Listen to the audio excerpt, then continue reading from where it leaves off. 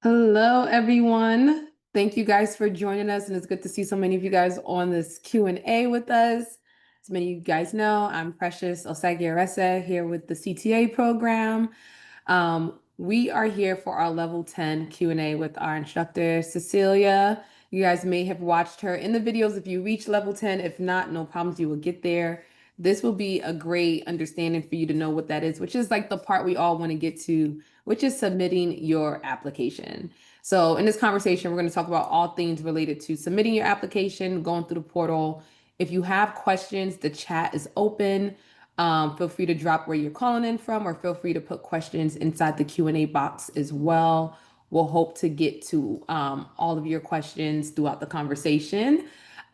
With that, though, I'm going to turn it over, just in case you don't know, I want Cece to give a reintroduction because she has been a titan in the cannabis industry for years from both Jersey and New York, also as an attorney.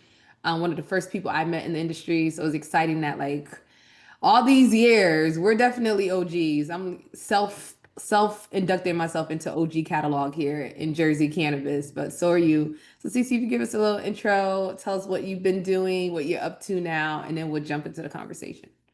Thank you so much, Precious. It's so great to be here with you this evening. Yeah, it's crazy to think about us starting all those years ago, and now we're here. So as Precious mentioned, I'm a cannabis attorney, an educator in the space. I've been in the industry for about 8 years now, and came into the industry after my bout with breast cancer and started to use the plant medicinally and really wanted to use my skills to in service of a plant that really helped me heal during that time. And I've been practicing in the industry as a regulatory and corporate attorney, and in the past few years focused in my full-time capacity doing a lot of education work in New Jersey and in New York with the Cannabis Workforce Initiative. So it's really an honor to be here today and to use the knowledge that I've acquired over the years to help you all get through the application finish line. Nice. So the application finish line, we know that there are a bunch of steps to get here. We talk about them throughout all of the levels. This can seem like the easy part, right? Going in the portal, hitting a button. But I know you've seen a bunch of applications. You've helped submit applications on behalf of clients. What are some of the most common mistakes applicants make in that CRC portal, and how can they be avoided? So great question. I have seen a lot of mistakes. But fortunately we fix them, right? That's why they call them the experts. But one of the mistakes that I see a lot is inconsistency. So mismatched information between the application and the supporting documents. Because as you may have learned, those of you who've watched the video, you have to submit a lot of documentation in the application.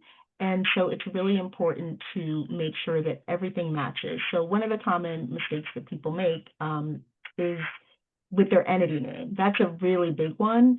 We'll see things like, for example, ABC Cultivators LLC, right, is the name of the entity, but it'll end up in, their operating agreement as ABC Cultivation LLC, right? Like these like little nuances, or even LLC versus Inc., right? Not having the right entity marker, or if there's a comma in your entity name, not having that comma, in other places, is just an example. So it's really important to systematically cross-check all the data before submitting.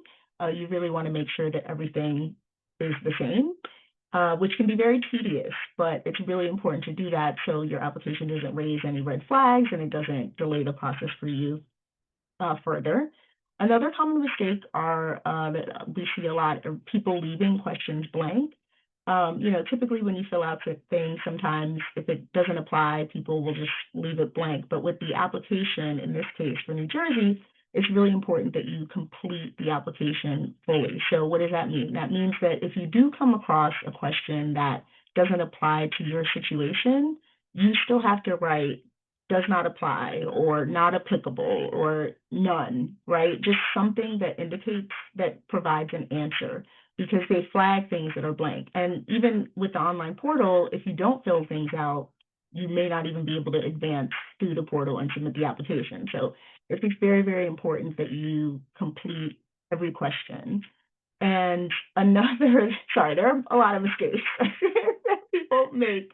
So I can go on and on. But you know, with the people of interest and the entities of interest forms, right? So missing people or, you know, forgetting an entity that's in the chain of ownership, that sort of thing is very, very common. New Jersey requires a lot of information about the structure of the organization and who's financing the organization. So if, you know, you mention an entity or a person and they don't see that you have the POI form or the EOI form, that's also going to raise flags. So you really want to make sure that you have everyone who needs to fill out that form has filled it out, signed it correctly, and that you have them all for your entities as well, because that can really delay the process.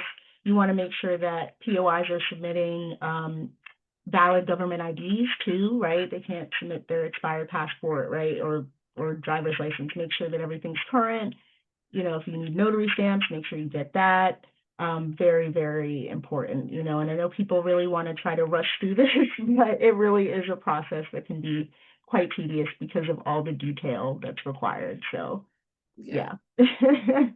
Thanks for that breakdown, because if you guys don't know here on the call, like the application back in 2019 was the reasoning for a major lawsuit in New Jersey that stalled licenses for 2 years and held people up in litigation because there was lawsuits out there that saying that at the time with the system that they were using before, and this was, again, feels like a different lifetime, but when you know, cannabis was really held within that Department of Health and you had them doing things, there were people who submitted applications that said that whose application were returned to them were not graded because maybe the file corrupted or maybe the name wasn't there and all these things. So like I know New Jersey has worked really hard to make this a seamless process, hence the introduction of the portal in and of itself, so that all things are being uploaded and put there properly. So this was a big undertaking for the state to make it super easy for folks to apply, and so that we can avoid all those issues that we saw back in 2019.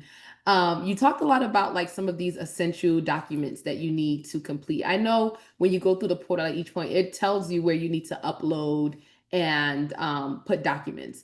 How should people really prepare for this? Do you really try to tell your clients or people you worked with, do you go in the mindset of like, all right, have all your documents prepared at once and then upload it all at once? Or can people upload as they go and then save? Like, what do you think is the best method so that you don't make sure, so you make sure all your documents are succinct in the portal? So, to answer that question, yes, you can save as you go, which is a really neat function because you don't, you know, have to sit there and upload everything at the same time. That being said, certain forms may change as you go through the process, so you may want to leave those towards the last, especially if you're still like finalizing your structure or financing and things like that, right? You don't want to upload something and then have to take it down and then make sure that's the right version. So for those documents, I do recommend doing those last. But generally you can go into the portal and, you know, add things and save them and not have to do it all in one shot. Because again, there are a lot of mandatory documents that you have to include. And you know, it's a really hard thing to really do in all one shot, I think. But I do think it's important to be organized and have all of your mandatory documents together. And then you can, you know, start uploading them as they become final. You know, your operating agreement, your POI and EOI forms, financial sources, documentation, all that, your SOPs, that sort of thing. You know, and I do want to also use this as a moment to remind people to always start with that notice of application acceptance. That really is your Bible in getting through this process. So you really want to make sure that you're looking at the most current version of that to figure out everything that you need to submit. And, you know, as Precious mentioned, New Jersey the state really has made an effort to make this application process as easy as possible in terms of, you know, the portal and they, on their website, they have FAQs, they have tutorials, all of that sort of thing. So use that, use all of those resources. They're free, they're online. They really try to help guide you through this. So, take advantage of that, review all of that before you just start going and uploading and filling things out. Yeah, that makes sense. And I know that for this application, it's a lot of documents for folks, right? Granted, there are some word counts, but you still have quite a lot of paperwork. How should people best organize that? Is that, or what have you seen methods to make sure like you just have all of those maybe pre-organized, especially things that you may have to print and get notarized and then re-upload? What do you see as the best organization process for your clients? So checklists. Mhm. Checklists Mm. are very, very important. And, again, fortunately with the notice, it's kind of easy to take that and, make a checklist out of it. But you really want to make sure that you're creating one that is comprehensive. So you can keep track of everything that you have. You want to make sure that you have like a status or comments part of it so you can, track things as they come up, and make sure you kind of know where everything is. And as to your point about all these documents, and all these requirements, in terms of like document naming, for example, you want to make sure that you have consistent names for all the documents, everything is clear, you're following the word count, the font choice and size and all of that. Very, very important. And it's also helpful to assign team roles, right? Mm. So like who's going to be the person gathering documents and who's going to, manage the uploads, right? We don't recommend having a bunch of people have access to the portal, because that can get, tricky, and you want to make sure that you have one point person, I would advise, that is handling actually submitting the portal, right? Even if you do it via Zoom and you have, people on just watching to make sure things are getting uploaded, that's fine. But, again, just make sure you delineate roles. That's another way that's really helpful, right? Who's going to handle getting all the org docs together, getting the financing information, all of that sort of thing. It's really helpful when you do it as a team. Yeah. And how do incomplete or incorrect applications or uploads affect your overall application timeline? And I guess like my question too is like, do you receive a cure letter when your application isn't right? Do they tell you what's wrong, or is it like you have to figure out where you went wrong and try to resubmit?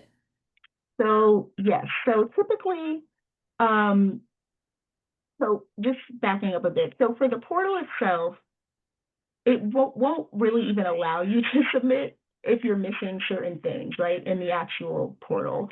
But for whatever reason you're able to get through and you have everything seemingly, once the state actually goes in and looks at the documents, there may be things that are missing or unclear, and or incomplete. And so typically what they'll do is, instead of an automatic rejection, they will send a cure letter. And that usually has a request for missing items.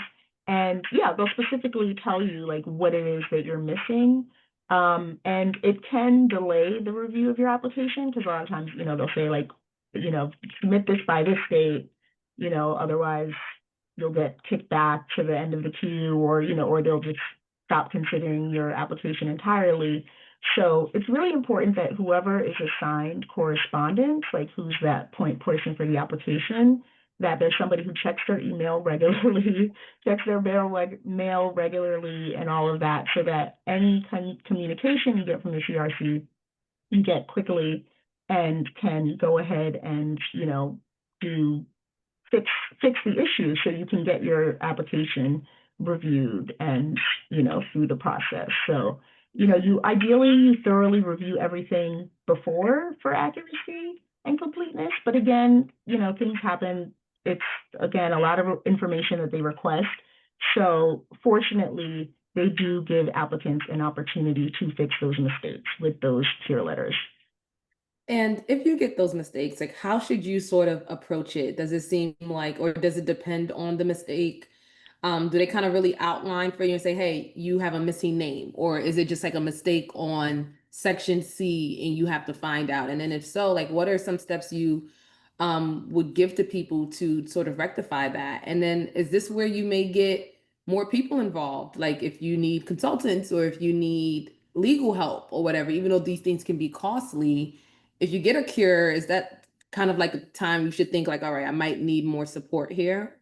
Yes, very great question. So, sometimes it's like really, or things that are sort of small in the grand scheme of things. But when it comes to things that especially have to do with ownership, your financial sources, things like that, I really do recommend if they're, trying to do a deeper inquiry or requesting information, that you do consult an attorney beforehand. Because, well, one, you want to make sure that you're submitting things that are accurate, but you also want to make sure that you're not shooting yourself in the foot by, screwing up your structure in a way that would disqualify you, because New Jersey has certain rules around who can own cannabis businesses, how many they can own, all that sort of thing, who can finance businesses, cannabis businesses. So you really want to make sure that, for certain things, you absolutely get an attorney, get an expert. It can be expensive, but this is the sort of thing that you should budget for, as well as it's not just the application fee. You should allocate dollars for this process. You really do want to make sure that you have some money in your budget for experts that you can pull in when, things may be unclear, or you're just not sure how to proceed, because once you submit something to the state, that is now a part of your record. So you really want to make sure that you have it carefully reviewed before going back to them, to make sure that you give yourself the best chance of getting your license. Can you talk to me a little bit about the difference when hit and submit for conditional application versus hit and submit for the annual? In the portal, does that even look different? Um, have you noticed, like, is there any advice you would give for those submitting conditional versus full annual when they're in the portal? Oh gosh, it's been a while since I looked at the portal. I mean, the major difference is you don't have to submit property information yet as a conditional license. So in that sense, it does look different in terms of what you're required to submit, since that, comes later in the process. But yeah, I can't off the top of my head remember specifically how it shows up in the application. But, from what I do remember, the portal itself was fairly easy to navigate in terms of, like sort of, User um, friendly. yeah, and again, they have instructions on their website. They have a person or a contact that you can reach out to for technical issues. But typically, there's like, you select the type of application that you're going to submit, and it populates accordingly, right? So if you're conditional, you would click, you're applying for conditional, you click that versus annual, and then it should take shape in the way that it should for your license application type. Yeah. I have a question for you, and this may be a little bit of a curveball, but I've known you worked with applicants before. Sometimes the state has to talk to the city that you're looking to launch your business in. And we know like the city application could look quite different from what the state is doing. And if you could just talk to us a little about that in terms of what folks can prepare for when they're applying for the city. And then what does that communication look like after you've done the city stuff, you received the resolution? Is that something that the client uploads, or does the state talk directly to the city just to confirm that they received that city resolution? What does that look like?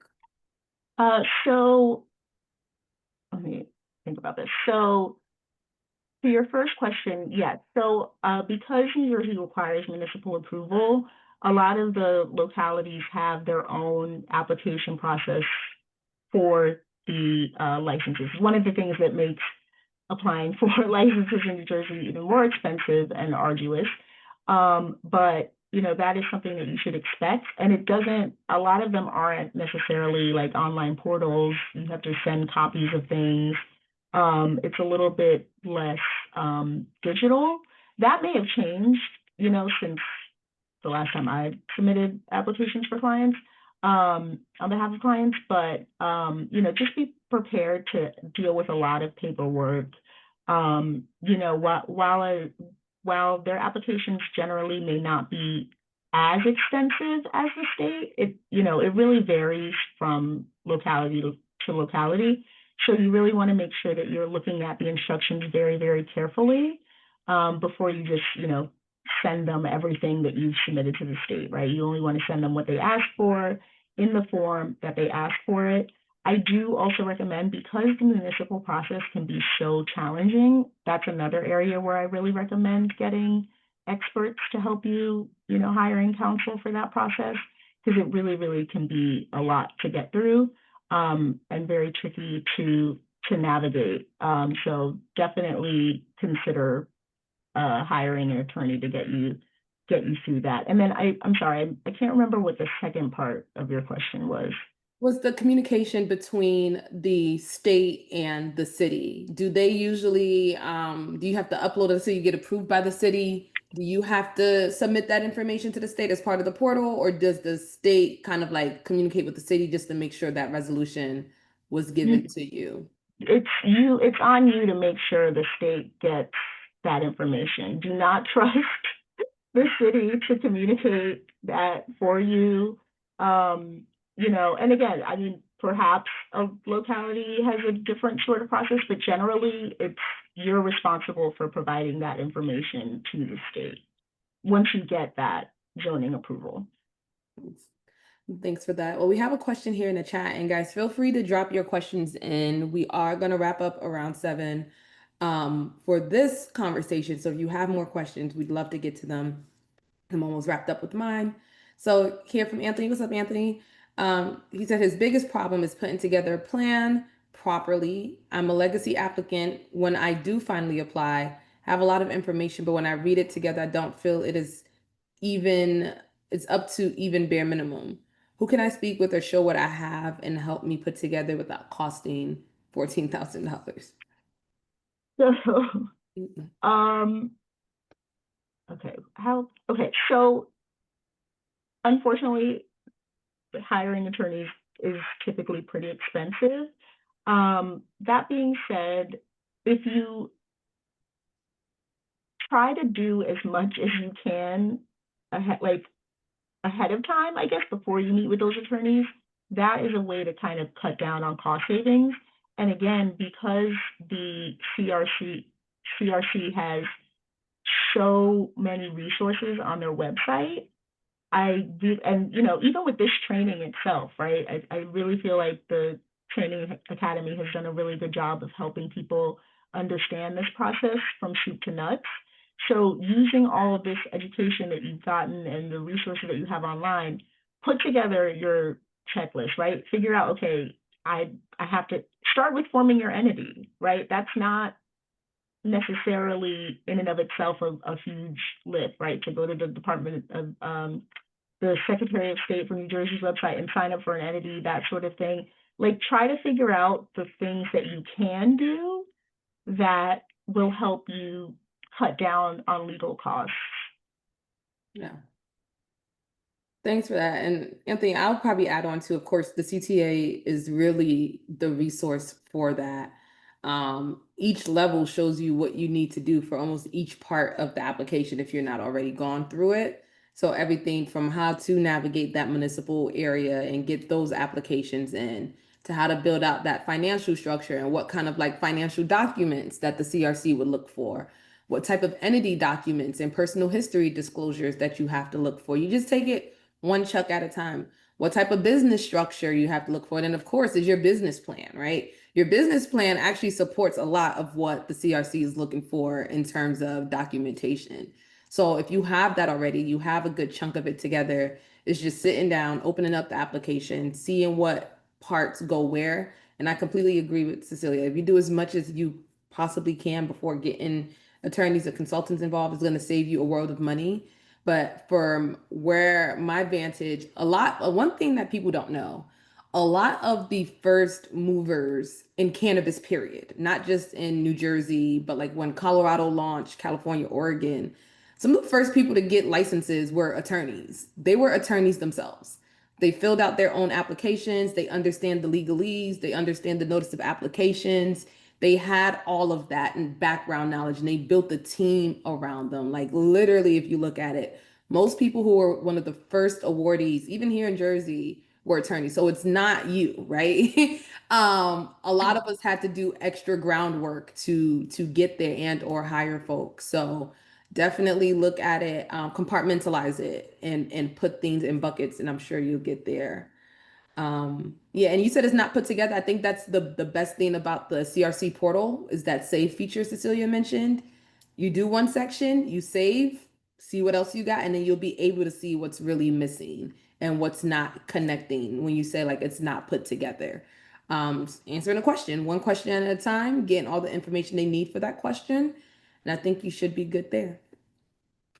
If anyone else has any other questions they'd like to quickly jump in the chat, please feel free to do so. If not, I'll ask some of my wrap-up questions here. Cecilia, I completely appreciate your time. Um, what are some final checks that should be done before clicking submit in that CRC portal? What do you want to make sure you've properly, so I know you mentioned that checklist, I know which is super helpful, but what are some things you would mention for our students to make sure that they double check before hitting submit? Great question. So you really want to make sure that you review everything for accuracy.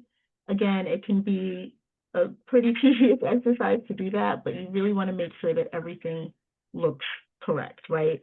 If you have, consultants or attorneys or whoever else on your team, have them do a pass through to make sure that everything looks good. You want to again, cross-check those supporting documents, right? Make sure that the names match, addresses, your ownership percentages, entity types, all of that, that it matches perfectly. Make sure you verify all your uploads, right? Make sure it's the right version, right? That trips people up a lot. Make sure you have the right version of the document that you're uploading, that it's legible, and in PDF format, and that it follows all of the conventions that are required by the CRC. Make sure that the contact, your primary contact details are right? Because again, throughout this process, you're most likely going to receive communications from the CRC, and you'll need to respond. So, and quickly, right? Because again, any delay that can further push back when you actually get licensed, right? So you want to make sure that you are responsive to the CRC. So make sure you check those primary contact details, make sure you have, your funds for your fee, keep proof of payment. That's very important. Keep your proof of payment and keep copies of everything that you submit to the CRC. Make sure you really save all of those files. Have that backup for yourself. Thank you, Cecilia. That was helpful. I know this is the part of the course that seems like, you got all your documents, you hit submit, but those cure letters come quicker than you think, right? I think it surprises a lot of people when they get a cure letter thinking that they should move forward. And I guess one question I would have is just like, in terms of timing, we know like the market is pretty mature. New Jersey doesn't have caps.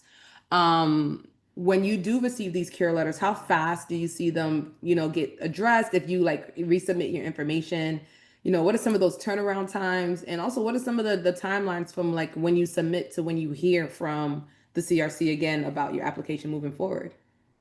So in terms of timelines, I believe for conditional licenses, it's about 5 to 6 week turnaround time that you'll hear back from the CRC.